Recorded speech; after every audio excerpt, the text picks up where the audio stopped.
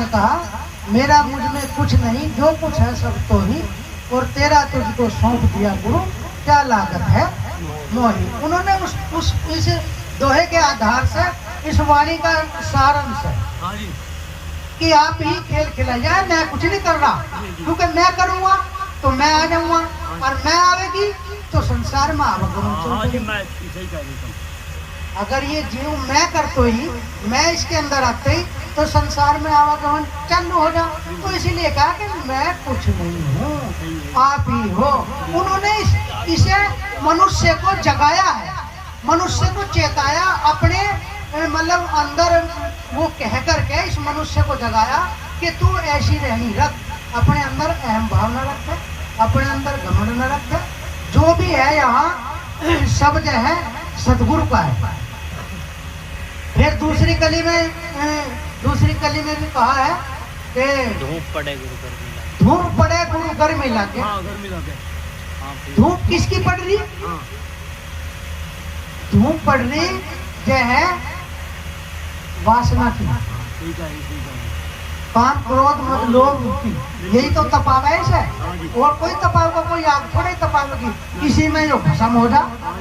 क्रोध की अग्नि इतनी खतरनाक है, अगर किसी के अंदर, किसी व्यक्ति के अंदर क्रोध है ना, वो अंदर से अगर उसके अंदर होगा पता दूसरे कुछ चले, और भीतर ही भीतर अग्नि से वो जलाकर सब भस्म कर देगी, पुर्जे सारे खत्म कर देगी, पता भी नहीं चलने का। डॉक्टर को ढूंढो फिरो जाओ, फिर गोली खाते फिरो जाओ, इतना संभाले चल बस चलो चलाई होगी फिर या नहीं।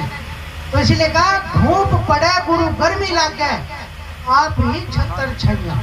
अगर आपका आशीर्वाद मेरे सिर पे नहीं होने का तो मुझे ये खाजम है, काम क्रोध मद लोभ मोह अहंकार, यही मुझे इसे जीव को खा जाते हैं और अपने उसमें माया में लपेट करके माया में ले जाते हैं।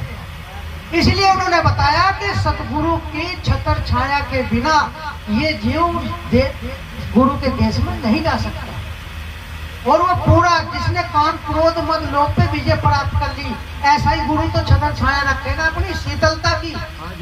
शीत क्या है ना कि भाई गुरु बड़े परमार्थी, शीतल जिनके अंग, कपट बुझावे दास की, गुरु देकर अपना रंग। शीतलता अगर किसी के पास है तो वो गुरु की वाणी में है, गुरु की सुमरण में है, गुरु की शरण में है शीतलता।